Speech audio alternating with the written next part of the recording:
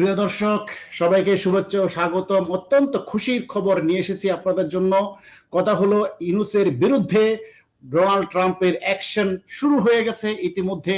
সেটা কিভাবে আপনারা বলি, সেটা হলো মার্কিন রাষ্ট্র দূতাবাস থেকে কিন্তু পিটার হাস অনেক আগেই চলে গেছে এবং সেখানে চার্জ দ্য হিসেবে দায়িত্ব পালন করছে। এই যে স্ক্রিনে দেখতে পাচ্ছেন মেগান বোল্ডিন।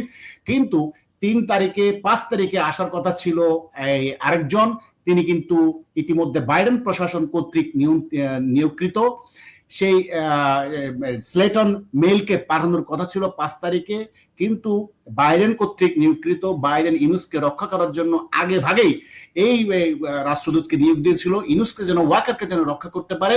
কিন্তু সেখানে গুড়ে বালি ঢেলে দিল, সেখানে একদম ছাই ঢেলে দিল ট্রাম্প প্রশাসন। তাকে প্রত্যাহার করে নিল, গতকালেই তাকে প্রত্যাহার করে নিল, যাতে বাইডেন প্রশাসন কর্তৃক কোনো রাষ্ট্রদূত বাংলাদেশে আসতে না পারে এবং সেই বাইডেন প্রশাসন ট্রাম্প প্রশাসন নতুন করে রাষ্ট্রদূত নিয়োগ দিবে। তো আমি এই ব্যাপারে জনাব আতার হালদার কাছে যাবো, আপনারা জানতে চাইবো, এটা কি আমরা বলতে পারি না যে ইউনূসের বিরুদ্ধে ট্রাম্প প্রশাসনের প্রাথমিক অ্যাকশন শুরু? আপনি যদি একটু বিস্তারিত বলতেন। আমি দেখাচ্ছি স্ক্রিনে সেই ডকুমেন্টগুলো, আপনি একটু বলুন। জি, ধন্যবাদ আজাদ ভাই। আপনি একটা গুরুত্বপূর্ণ বিষয় আজকে নিয়ে আসছেন এবং খুবই ভাইটাল একটা বিষয় এবং সময় উপযোগী, এবং এই মুহূর্তে সারা বিশ্বের এবং বাংলাদেশের মানুষের একটা চিন্তার বা এই মুহূর্তে ভাবনার একটা বিষয় হচ্ছে পরবর্তী বাংলাদেশে আমেরিকান রাষ্ট্রদূত কে হচ্ছে। তো সেক্ষেত্রে বাইডেন একটি টেকনিক করেছিল, আপনাকে আমি আগেই বলেছি যে বাইডেন প্রশাসনের হিলারি ক্লিনটন বা তাদের গংদের চাপে তারা একটা মেটিকুলাস প্ল্যান সবসময় করে রেখেছিল যে বাংলাদেশে যারা থাকবে তারা তাদের পন্থী লোক যাতে তারা দিয়ে যেতে পারে, যাতে ইউনূসকে রক্ষা করতে পারে। কিন্তু এই যে সাহেব এখানে স্ক্রিনে দেখেন, Biden nominated David Meale as next US ambassador to Bangladesh. ওনারই আসার কথা ছিল, স্ক্রিনে দেখতে পাচ্ছেন ওনার আসার কথা ছিল। কিন্তু আপনাকে আরেকটা জিনিস দেখাচ্ছি, এটা ওনাকে কিন্তু প্রত্যাহার করে নেওয়া হয়েছে, যেহেতু বাইডেন প্রশাসন কর্তৃক নিয়োগকৃত, যাতে করে ওয়াকারকে ইউনূসকে রক্ষা করতে না পারে।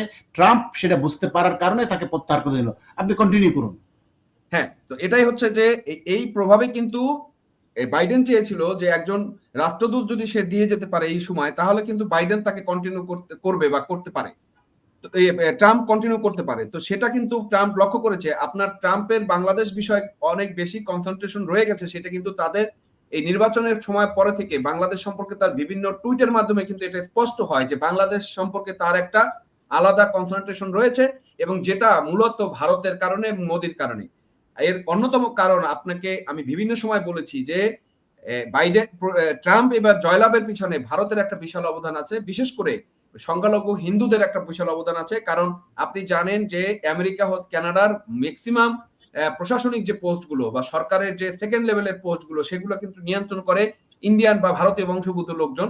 তো সেক্ষেত্রে এই যে লোকগুলো, এবং ট্রাম্প যে টুইট করেছিল হিন্দুদেরকে নির্যাতনের বিরুদ্ধে, এবং তারপরে কিন্তু হিন্দুরা ব্যাপকভাবে ট্রাম্পকে ভোট দেয় এবং ট্রাম্প কিন্তু ব্যাপকভাবে জয়লাভ করে। রাইট রাইট রাইট এই যে আপনাকে এটা একটু আমি কংগ্রেস ইয়াতে আমি তাদের congress.gov ওয়েবসাইট থেকে নেওয়া, তাদের এই যে প্রেসিডেন্সিয়াল নিয়োগ নমিনেশন থেকে এটা নেওয়া। এটা পড়ছে একটু, এই যে David Slayton mail of Virginia, a career member of senior foreign service class minister, counselor and ambassador extraordinary and plenary of the United States America to the People's Republic of Bangladesh।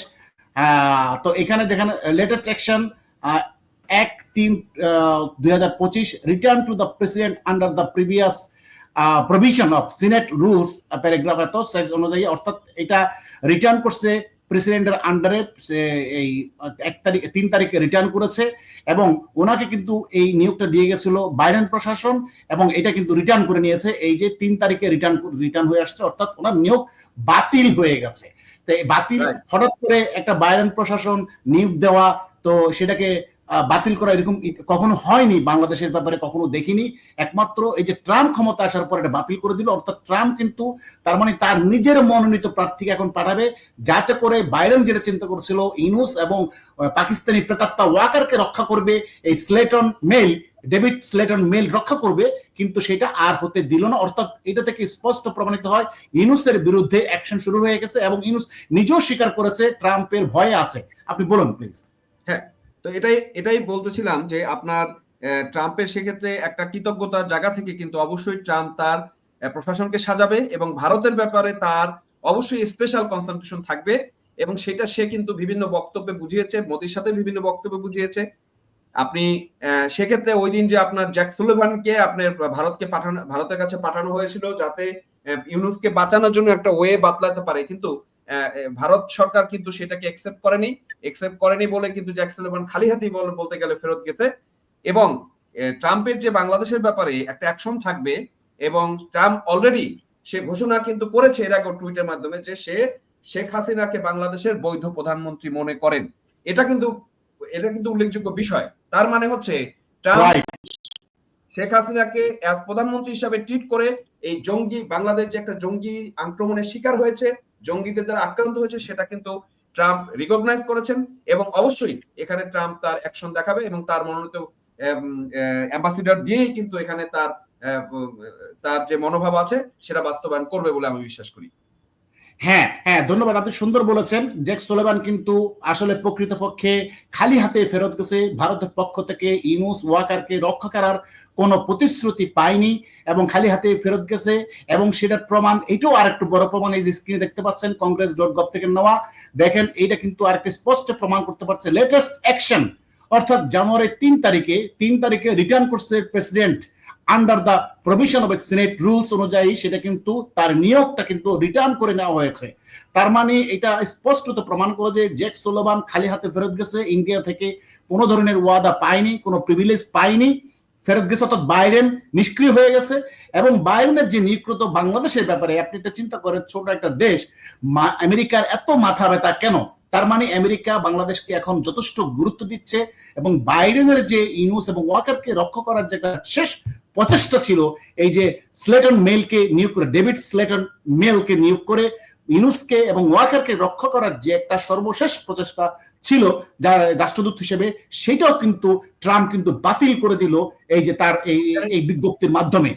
তাহলে ইউনুসের আর বলেন, ইউনুসের আর ইউনুসকে আর কেউ বাঁচাতে পারবে না। ভারতও রিফিউজ করে দিয়েছে জ্যাক সালভানকে, এবং সে খালি হাতে ফেরত গেছে। ইউনুসকে রক্ষা করার আর কেউ নাই।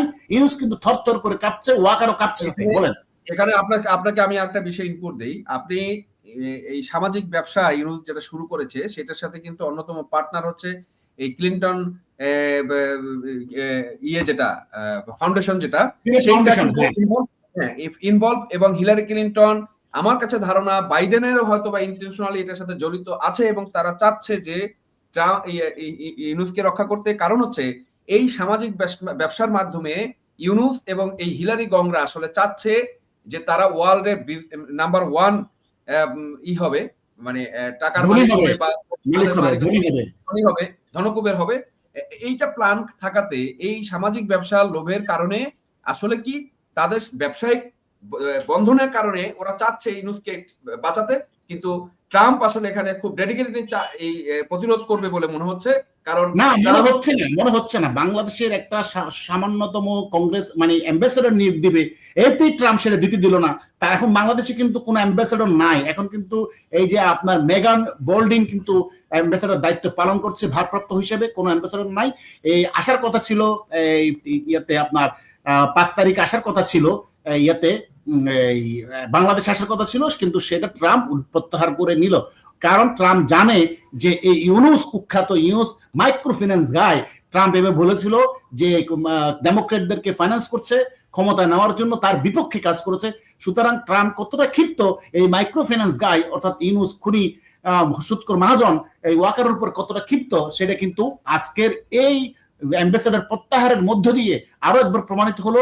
অর্থাৎ ইউনুসের বিরুদ্ধে স্পষ্টত প্রমাণ হয় অ্যাকশন শুরু হয়ে গেছে। ইউনুসের আর বাঁচার কোনো রাস্তা নাই। যতই বলুক ফরেন পলিসি আলাদা, এতে কোনো কাজ হবে না। এখন শেখ হাসিনাকে ভারত এবং ট্রাম্প সসম্মানে আবার যেভাবে দিয়ে আসছে ঠিক সে সম্মানে ফিরে আনবে মাননীয় প্রধানমন্ত্রীকে। আবার প্রধানমন্ত্রী হিসেবে মাননীয় প্রধানমন্ত্রী শেখ হাসিনা আবার বহাল তবিয়ত হবে। আপনি যদি কিছু বলার না থাকে শেষ বক্তব্য। হ্যাঁ, আমেরিকার আপনার ফরেন পলিসি পরিবর্তন হয় না, কিন্তু আপনি গত ট্রাম্প প্রশাসন এবং বাইডেন প্রশাসনের মধ্যে পার্থক্য যদি দেখেন, তারা না ফরেন পলিসি পরিবর্তন হয় না, মেজর যেগুলো থাকে সেগুলো, কিন্তু এগুলো ফরেন পলিসির মধ্যেও পড়ে না। এগুলো জাস্ট ওদের এই যে একমাত্র ট্রাম্প ব্যতিক্রম, সে কিন্তু পলিসি চেঞ্জ করেছে এর আগের বারও চেঞ্জ করেছে, এইবারও সে চেঞ্জ করবে, কারণ সে হচ্ছে একরোখা, সে যেটা মনে করে সেটাই সে করবে। এবং করছে, আমরা তার প্রমাণ পাচ্ছি। আপনি দেখেন ইতিমধ্যে গুরুত্বপূর্ণ পদগুলোতে 7টা গুরুত্বপূর্ণ পদে ভারতীয় বংশোদ্ভূতদেরকে নিয়োগ দিয়েছে এবং সেটা মোদির পরামর্শই করেছে। এবং সর্বশেষ ইউনূসের বিরুদ্ধে অ্যাকশন, সেটা হলো এই বাইডেনের নিয়োগকৃত ডেভিড স্লেটনকে প্রত্যাহারের মধ্য দিয়ে আরো একবার প্রমাণিত হলো ইউনূস এবং ওয়াকারের ঘুম একেবারে নষ্ট হয়ে গেছে। এখন ইউনূসের প্রাণ নিয়ে টানাটানি, ইউনুস প্রাণ বাঁচাতে পারবে কিনা সেটি আমার সন্দেহ। তো ধন্যবাদ জনাব আতা সাহেব আপনাকে এতক্ষণ সাথে থাকার জন্য। আবারও কথা হবে অন্য কোনো বিষয় নিয়ে।